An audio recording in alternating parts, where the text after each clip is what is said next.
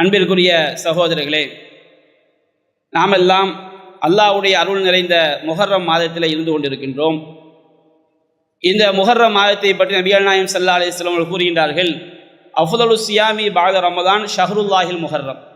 ரமதான் மாதத்திற்கு பிறகு சிறந்த நோன்பு அல்லாஹுடைய மாதமாகிய இந்த முஹர்ரம் மாதத்திலே நோக்கக்கூடிய நோன்பு என்று நபிகள் நாயகம் ஸல்லல்லாஹு அலைஹி வஸல்லம் அவர்கள் குறிப்பிட்டார்கள்.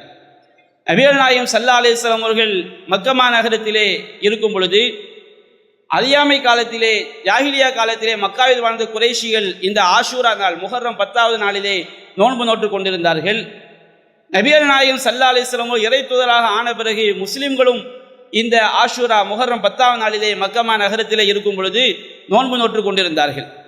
அந்த முஹர்ரம் 10வது நாளில் தான் காபாவிற்கு திரைச்சீலை மாற்றக்கூடிய வழக்கம் இருந்தது.